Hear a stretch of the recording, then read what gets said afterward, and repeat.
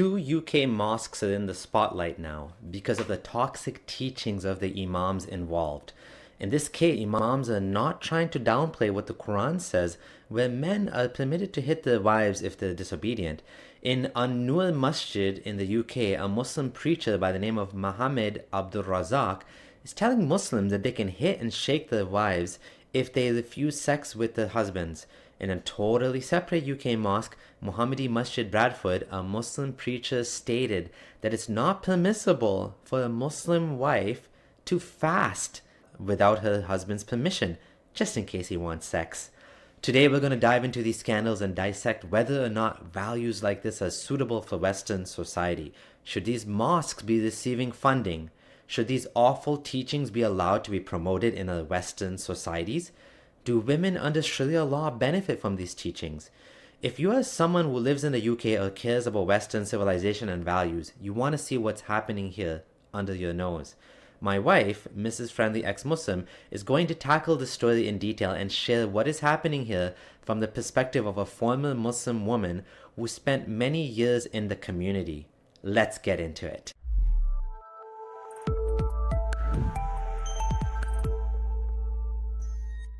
The mosque's wudu area isn't the only place being cleaned up.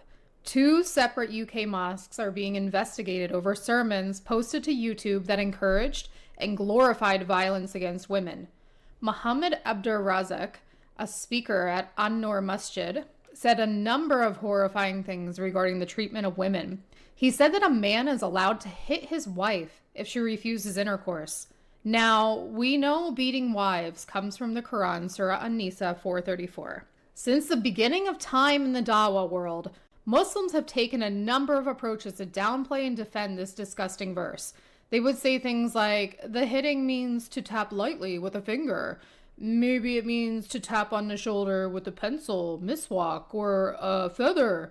One of my friends once explained it to me as taking a finger and tapping someone on the shoulder quickly as if to say, stop that. Obviously, she did not want to admit the real deal with how this verse is applied in real life. It's so awful that they have to lie and stretch this like putty to make it sound less bad than it is. A big concern I always had about this verse is the unspecified range of the hitting. The Quran is a book that is supposedly perfect, but if someone is going to be allowed to hit their wife, shouldn't the Quran be very specific about that and explicitly state what type of hitting it means? Well, no need to worry because Mohammed Abdur Razak has it all figured out for us. Let's see what type of marriage wisdom he's spewing to the masses to carry out in their everyday lives. Nushuz here means she, for example, refuses to have intercourse with him. Then he gives her admonition. She comes back to intercourse, then khalas. If it doesn't benefit and she continues to refuse having intercourse with him, فَإِنْ أَظْهَرَتْ نُشُوزًا هَجَرَهَا, she continues in that, he boycotts her, meaning he doesn't sleep with her in the same bed. He doesn't leave the house, he's still in the house, but he doesn't sleep in the same bed as her. He abandons sleeping with her in the bed. فَإِنْ لَمْ يَرْدَعْهَا ذَلِكَ, if that doesn't, I said 4, right? Sorry, it's 3. If that doesn't help, then he's allowed to hit her a hitting that does not bruise and that does not break bones. Meaning, مثلا, he shakes her or the likes of the like. If your wife, or perhaps any 4 of your wives, refuses sex, first give her advice, according to Abdur Razak. I wonder what that conversation would look like. Let me imagine myself in this situation. Let's say, for example, I am really angry at my husband because I found out he's talking to women on muzz and salams for wife number 2.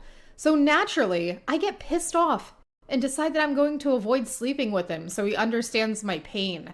It's now time for bed, and my cheating husband is acting like he deserves to have sex because what he's doing is halal. Well, it may be halal, but I'm pissed off and I don't want him touching me. Now comes the fun part. He's going to give me, big finger quotes, advice. Oh, what will he say? Hey honey, I know you don't want to be replaced with another wife, but you really don't have a say in what you do with your body. It's not really yours, it's mine, and I can have it whenever I want. So I just wanted to let you know this so you can be warned and submit. Despite how angry you are with me, I really don't feel any less turned on or concerned about your feelings. So you need to give me what I want. Right. That whole thing sounds really stupid. That's the issue here. The concept of marital rape is not a thing in Islam, and a man is entitled to your body whether you like it or not. Women are such jewels in this religion, aren't they? They're like precious diamonds and pearls, as the flowery Dawa language tells us. Heaven is under our mother's feet. Every day is Mother's Day in Islam. Hijab is our crown. We are so special that if we don't have sex with our husband, we are going to get the first line of defense, which is advice, then admonishment, followed by the jugular of punishments, being hit and shaken as if we are trash. Don't worry though, our husbands aren't allowed to break our bones, according to Abdur Razak. They make it sound like that's a win for women, not being allowed to have broken bones. Please, everyone in the comments, fill me in here. What is the worst pain you ever felt where it didn't involve breaking a bone? Such pain does exist, right? For example, when I stub my toe on a vacuum cleaner or twist my ankle. That isn't bone breaking, but it hurts like hell. Imagine being told this as if it's some sort of relief you're supposed to feel by this ruling. It's as if there's no other pain or form of torture that exists outside of breaking someone's bones. If you're new here, hit the subscribe button. I love talking about women's issues in Islam. I also love delivering true crime style videos where I look at the connection between crimes such as honor killings in relation to Islamic teachings. If you want to see more content like this, support us on Patreon so we can continue bringing such videos into existence. Abdur Razak's video was taken down from YouTube after the UK's Charity Commission received a tip to investigate what was being preached at this mosque. The Charity Commission is basically a government body that allows tax exemptions on mosques registered as a charity. The Charity Commission has reiterated that charities must not be allowed to become forums for hate speech. Even sizable public grants can be halted once hateful content comes to light. So basically, any money donated to this mosque is considered a tax write-off. The mosque is registered as a charity under the purpose of the advancement of the religion. Oh boy, wow. This is how you plan on advancing your religion with people's money? By regressing back to the 7th century mentality about the treatment of women? Do you want to see something funny? Okay, look at this. On their actual website, under the aims and objectives of the masjid, it says that they want to provide a safe space for sisters to get together and have religious and social events. This is why you need to be careful when you get involved with this religion, guys. At a glance, the website sounds nice. They sound like they care about women and want to treat them right. Then you have Mr. Abdur Razak over here telling your husband to hit and shake you, that it is his minimum right to expect intercourse from the wife, and she has to listen to him when he commands her. It doesn't sound like anywhere is safe in this religion for women with teachings like that floating around the masjid. He also said a few other concerning things, such as a woman who refuses sex has no right to financial maintenance from her husband. So, okay, let's get this straight.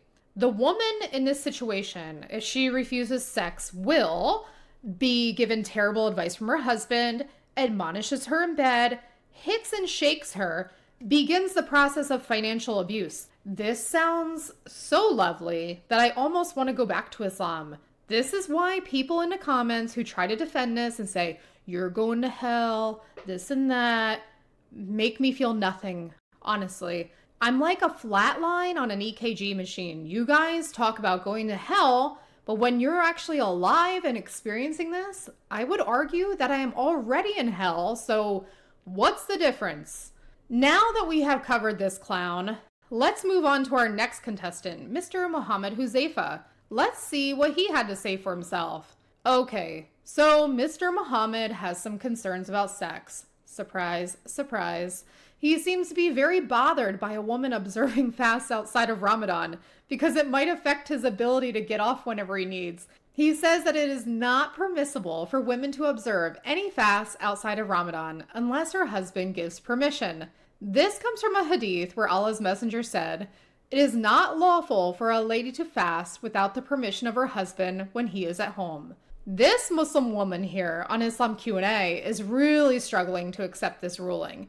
My wife is really struggling with the idea that why does a woman need to get her husband's permission to observe voluntary fast?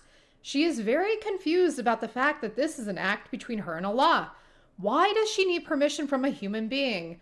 She has got some answers from local imams saying that the man is more inclined towards going out and committing zina, so that's why the woman should be readily available for her husband. This answer really made her upset. She contested that there are women out there who are as vulnerable as men. Can you please provide us a detailed answer? Because she is really struggling with this spiritually and physically. This right here just goes to show how even women struggle with this. And we are supposed to be the intellectually deficient ones according to Islam. Interesting how Allah didn't seem too concerned about women not making up fasts because of how torturous it is to be chasing little ones around and keeping up with your daily wife duties as a Muslim woman. Nope. Allah is only concerned about fasting because of a purely biological desire men have. Could this get any more man-made? Man, that must suck for the woman who has years of fasts to make up because she was pregnant and busy breastfeeding all of these kids he's made because he's entitled to her body and sex. Make it make sense. You know, there are so many Muslims in the comments here who will say, "You're lying, you're making this up, this is not Islam, you're just a hater," this and that, right? The funny thing is, though, if I'm making this up and I'm lying and I'm just trying to make Islam look bad, well, then why can we find this stuff all throughout social media where Muslim women themselves tell us exactly what I'm telling you? Let's look at what Ninja Mommy is saying about making up fasts after 4 back-to-back pregnancies and breastfeeding. Let's see if she's doing good, or let's see if this is a true struggle for her. "This is my first Ramadan in over 4 years due to back-to-back pregnancies and breastfeeding, and I am struggling. Fasting while taking care of 4 kids, 3 of them under 4, is no joke. How are you moms doing it? I set my expectations so low. I'm basically aiming for survival mode, and that even feels hard. Motherhood plus toddlers plus Ramadan equals chaos. Tell me I am not alone. I can't be the only one losing her mind, right? I'm doing my best, eating healthy for suhoor and iftar, staying hydrated, keeping kids' meals as simple as possible, and making our own iftars super easy. But I still feel like I'm barely keeping my head above water." Well, I can tell you right now how I survived doing this with just one child that was a baby, toddler, small child. I didn't. It was nearly impossible to not only take care of my child, but then wake up, make suhoor, eat it, pray, most likely would not have time to go back to bed because by then I'm already awake, or if I do go back to bed, my sleep is broken and then my baby wakes up and then the whole day starts of starving, taking care of a child. Then I have to think about iftar and then I have to think about praying and I have to think, can I go to the masjid? I don't have a babysitter. It's absolute hell trying to do this with small children, being a mother. What a blessing it is to be given a break from fasting, as they say. You don't really get a break. You have to make it up later. But first, you need permission from your husband in case he's horny. It's not like he can wait until you break your fast like he had to do during Ramadan. No. Instead, his needs are prioritized, not your so-called religious obligation. So, as usual, it gets worse. Not only is Mr. Muhammad put off by his wife making up fasts for Allah because, you know, he is also unhappy if you decide to leave the house without his permission either. Jeez, he does not sound like a fun person to be married to, but this is what the Islamic sources say. None of this stuff is something he just pulled from the sky. He gets this from the Islamic sources that authorize control over women. He also says the women of hell are ungrateful to their husbands. Is that a joke? Am I supposed to feel grateful for someone like you? Like I hit the husband jackpot or something? In addition to his issues about getting laid, he's made a slew of comments about not allowing women to wear makeup and beautify themselves in public. The same old crap about controlling women's bodies. Again, if my life is already hell with you, doesn't that mean I got express entry into hell before I died? Doesn't sound like a place I go. It's a place I already am. You want to see whose life he's making hell? Well, Mr. Muhammad didn't just isolate his teachings to the masjid. He took it upon himself to physically assault women in public for not dressing the way he sees fit. Back in August 2024, he took it upon himself to assault 3 Asian women that he referred to as slags and prostitutes in Bradford. There's a 51-second clip where he grabs a woman's head, slams it into the dashboard, followed by grabbing another woman's hair and punching her in the head, in addition to grabbing a 3rd woman. Maybe he didn't break any bones, though. Maybe Mr. Muhammad felt like this treatment of women was aligned with the no bone breaking rule in Islamic beatings. To be clear, these women were not his wives. Beating them would not be allowed Islamically. Only the husbands get that privilege.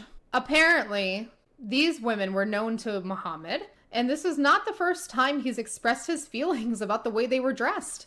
Ironically, Muhammad lived on All Alone Road in Bradford. That's what it's really called. I wonder if Muhammad is going to be all alone in his prison cell, or if he's going to be rooming with someone who's going to redefine masculinity for him. Let me get this straight.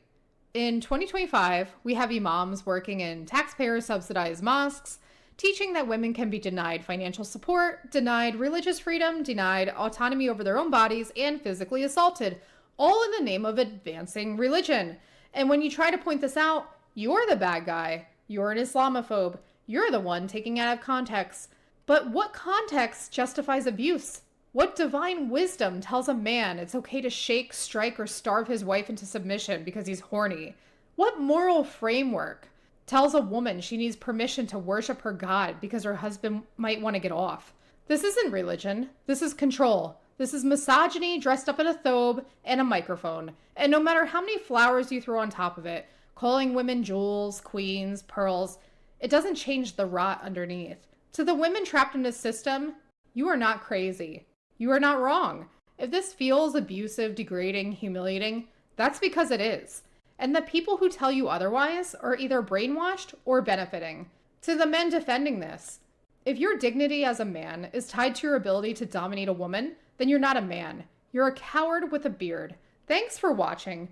If this content resonates with you, you know what to do. Give it a thumbs up, leave a comment of support, or if you want to do even more, join our community on Patreon. Because while some people are busy defending wife beating as light tapping, we're out here pulling back the curtain. This is Mrs. Friendly Ex-Muslim signing out.